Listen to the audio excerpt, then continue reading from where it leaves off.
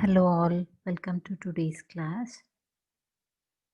In the last class, we have discussed some of the transformations on dependent variable.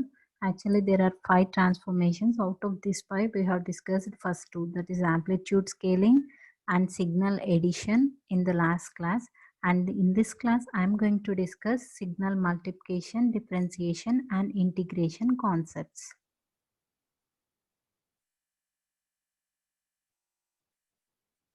See, signal multiplication is similar to signal addition.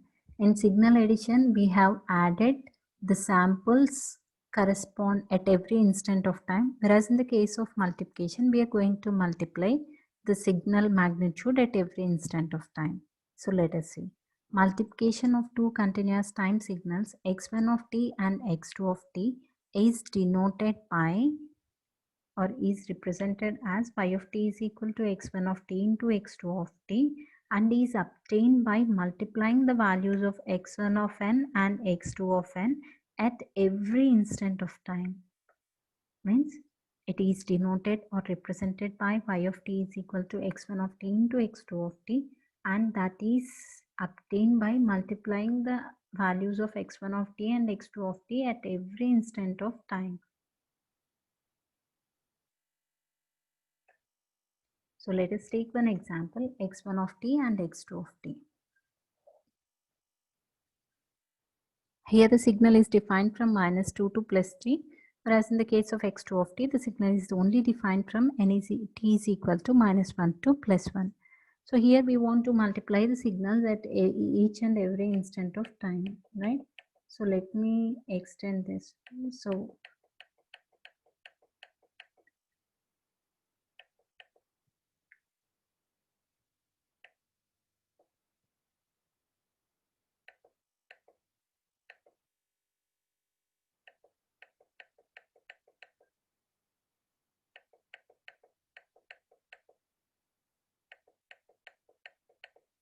So I have projected from the time axis of x2 of t to time axis of x1 of t, and let us multiply the signals in these intervals.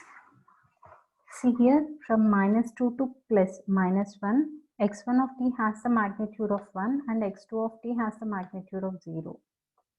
Similarly here, it has the magnitude of 1 and this signal has the magnitude of, before going to this one, let us conclude this. So here this has the magnitude of 1 and the second signal has the magnitude of 0. What is 1 into 0? 1 into 0 should be equals to 0. In the second case, from minus 1 to 0, this signal has the magnitude of 1 and the second signal has the magnitude of 2. What is 1 into minus 2? It should be equals to plus 2. Here from 0 to 1, the signal has the magnitude of 1 and the second signal has the magnitude of 2. What is 1 into 2? That is equal to 2.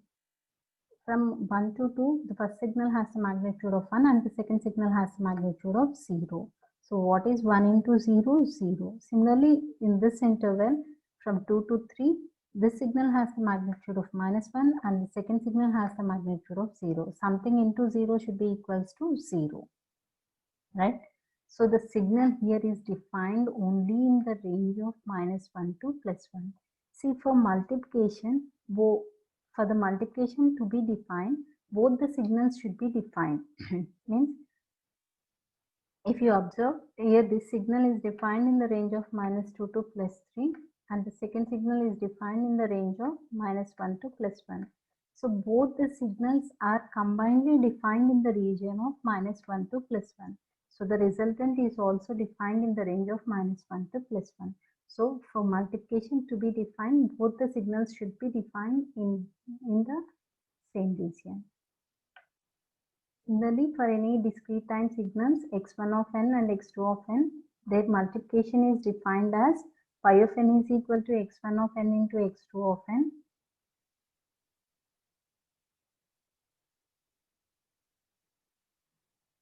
And that is obtained by multiplying the values of x1 of n and x2 of n at each and every instant. Let us see one example.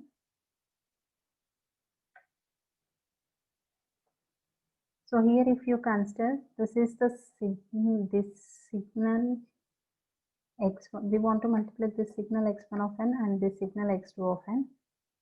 So multiply at each and every instant of time, then at n equal to -3, the signal has the magnitude of 1 and the signal has the magnitude of 0. So the resultant will be 0 at n equal to -3. At n equal to -2, the signal has the magnitude of -1 and the signal has the magnitude of 0. Something into 0 is equal to 0. At n equal to -1, this signal has the magnitude of 1 and this signal has the magnitude of 2. 1 into 2 is equal to 2. At n equal to 0, the signal has the magnitude of 2 and this signal has the magnitude of 2. 2 into 2 is equal to 4. At n equal to 1, the signal has the magnitude of 1 and this signal has the magnitude of 2. 1 into 2 is equal to 2. Is it clear? At n equal to 2, the signal has the magnitude of -1 and the signal has the magnitude of 0. Something into 0 is equal to 0. At n equal to 3, the signal has the magnitude of 1 and the second signal has the magnitude of 0. So the resultant is equal to 0.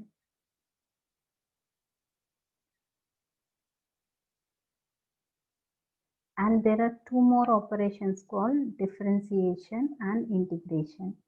See, differentiation is nothing but finding the rate of change.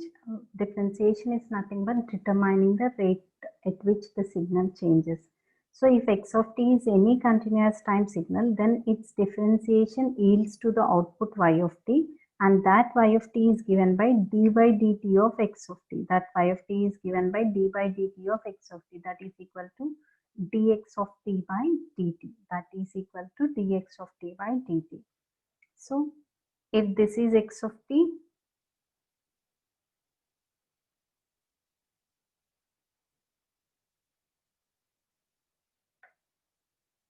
we would like to find the differentiation of this particular signal. So in order to find the differentiation, first we would know what is the equation of this particular signal. So how can we know the equation of any signal? If we know any points on that signal, then we can easily determine the equation of that particular signal. Here 0, 0 and 1, 1 are the points that are lying on the signal, isn't it? So by using point slope form of the line, we can find the equation of this particular one. So what is the point slope form of the line? Y minus y1 is equal to m into x minus x1. So what is y? On y-axis we are representing x of t. So x of t minus, see, let me consider this as x1, y1, x2, y2. So what is y1 value? Y1 value is 0, is equal to 0. That is equal to y2 minus, what is slope value? Slope is equal to y2 minus y1 by x2 minus x1. y2 is 1 and x2 is 0. So 1 minus 0, which is equal to 1, divided by 1 minus 0, which is equal to 1. y2 minus y1 by x2 minus x1 into x.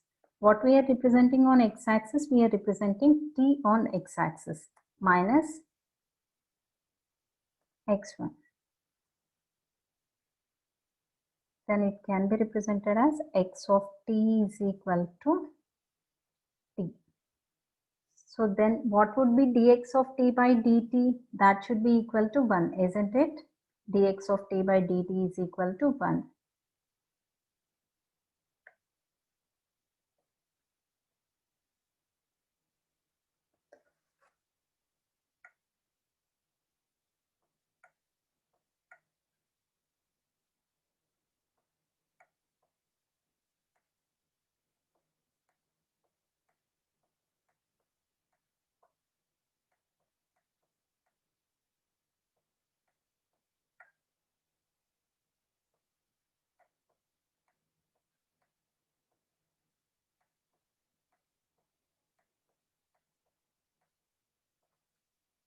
Right? So the differentiation of this signal is defined as 1 in the region of 0 to 1. So this is how the differentiation signal is looked. differentiation signal looks like. So if anyone has any doubt, here I have considered this 0, 0 point or origin point as x1, y1 and the other point as x2, y2. Clear? And as we all know that m is equal to x2 minus x1 divided by y2 minus y1. Is it clear? As on the y-axis we are representing x of t, I have replaced this y with x of t, and on the x-axis, since we are taking time, this x is replaced with t. And this is how the differentiation of signal is determined from the given signal. What we have done, we have determined the equation of this line by using the point slope form of the line. Point slope form of the line is given by 5 minus y1 is equal to m into x minus x1, where m is the slope and x1, y1 are the points. I have considered x1 and y1 as 0 and 0, and y is equal to x of t, x is equal to t. So substituting all these values here, and the slope m is given by y2 minus y1 by x2 minus, slope is given by y2 minus,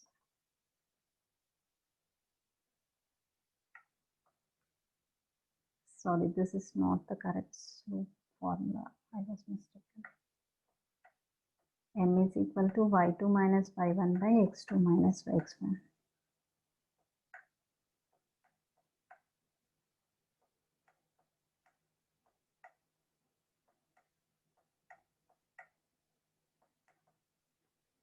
Substituting all these values, we are going to get x of t is equal to t. If we take the differentiation of t with respect to t, then that value is equal to 1. So the differentiation of this particular signal x of t is given by this one. Clear? So next we are going to know what integration is.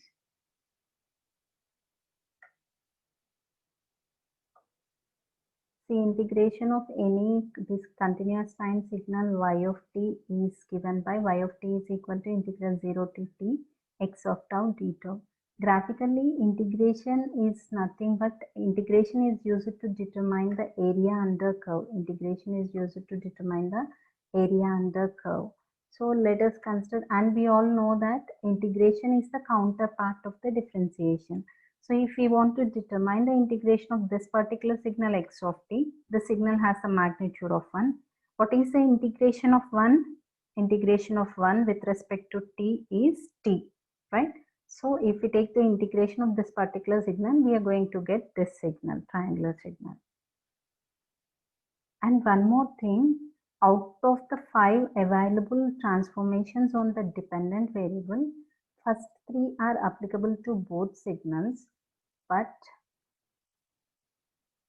the last 2, these 3 are applicable for both signals, but the last 2 are applicable only to the continuous time signals. These are not applicable to the discrete time signals, because see, differentiation is nothing but determining the rate at which it changes, and integration is nothing but determining the area under curve mathematically.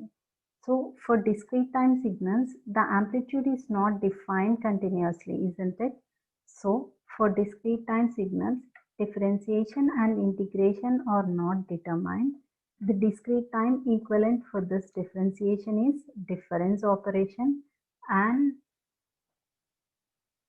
the discrete time equivalent for this integration is summation or addition.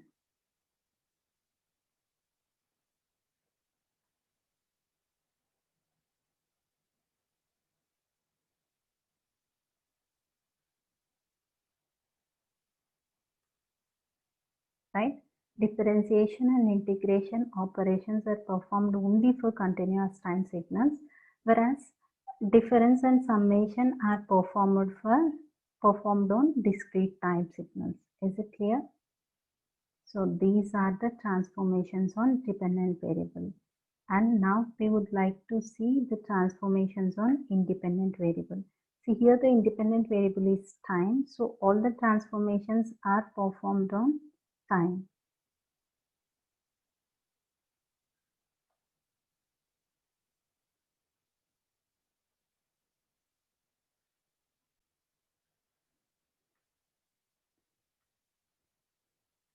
See the transformations on independent variables include time shifting, time scaling and time reversal. Time shifting, time scaling and time reversal. See, time shifting is shifting the position of the signal with respect to time. Time scaling is nothing but expanding or compressing the signal with respect to time. Time reversal is nothing but taking the mirror image of the given signal. Taking the mirror image of the given signal. Is it clear? First, let us see what time shifting is. So for any continuous time signal x of t minus t naught represents its time shifted version. If t naught less than 0, then if t naught is less than 0 means that is nothing but negative t naught, right? So for negative values of t naught, it should looks like x of t plus and t minus of minus t naught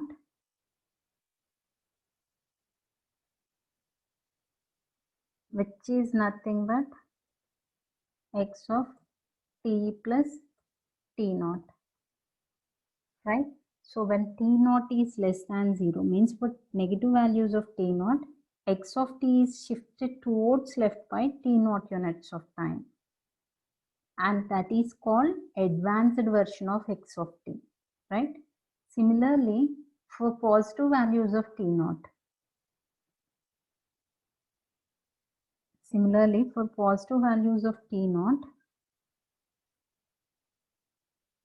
then it should be of the form x of t minus t naught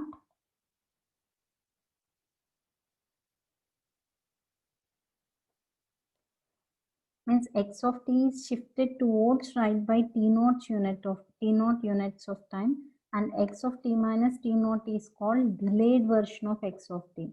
See, for negative values of t naught, this is represented as x of t plus t naught, and that is called advanced version. For positive values of t naught, it looks like x of t minus t naught, means time shifted version looks like x of t minus t naught, and that is called delayed version of x of t, Let us see how it looks. Means here let us consider one signal x of t which is defined with respect to origin.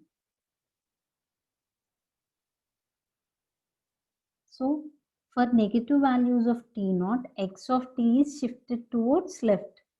For negative values of t naught, x of t is shifted towards left, and that is called advanced version of x of t. And for positive values of t naught, x of t is shifted towards right, and that is called delayed version of x of t, See, for why we are calling it as advanced version?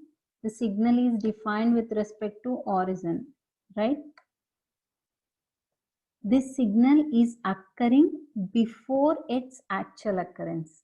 The signal here is occurring before its actual occurrence. So the signal is advanced by t naught units of time. In the second case, the signal is occurring after the actual occurrence. So it is delayed in time. Compared to the actual signal. So this is called delayed version of x of t.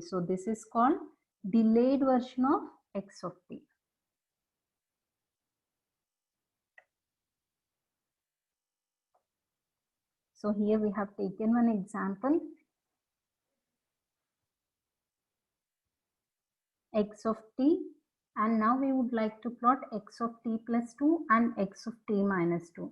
X of t plus 2 means x of t is shifted towards left by 2 units of time. X of t minus 2 means x of t is shifted towards right by 2 units of time, isn't it? So let us shift every time instant towards left by 2 units of time.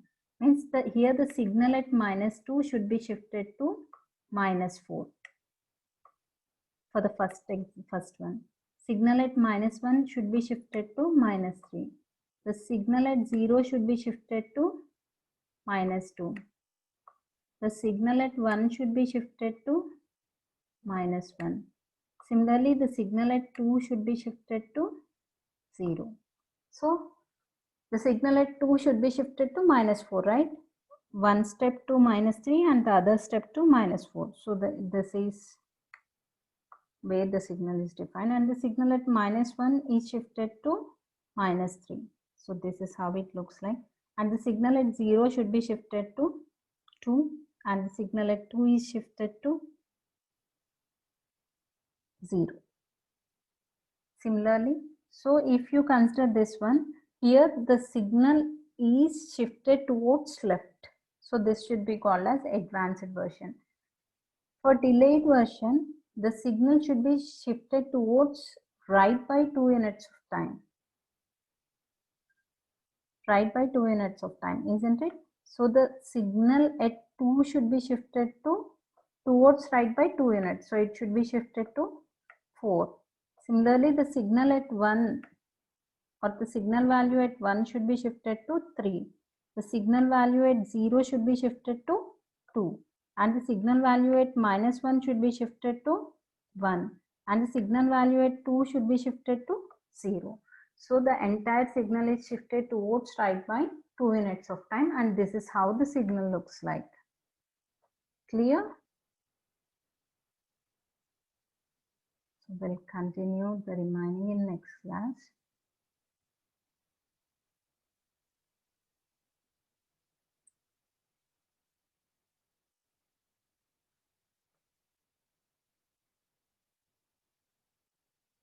Let us discuss some.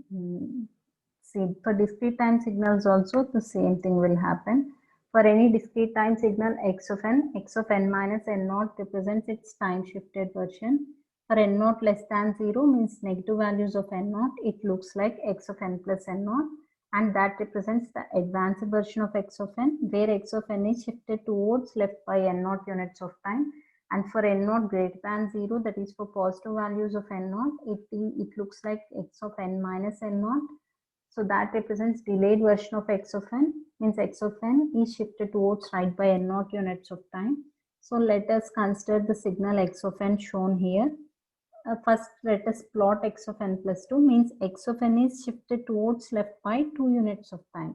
Means the signal at n is equal to minus 1 should be shifted towards left by 2 units. Ante this should be shifted one step aithe minus 2 kostundi, 2 steps kabatti it should be shifted to 3. Sorry, here these are negative values, isn't it? I was mistaken. And the signal sample at n equal to 0 should be shifted to n is equal to minus 2. Means this sample is shifted towards right by 2 units of time. Similarly, the sample at n is equal to 1 should be shifted to minus 1. Isn't it? So this is x of n plus 2, which is nothing but advanced version of x of n. X of n minus 3 means x of n is shifted towards right by 3 units of time.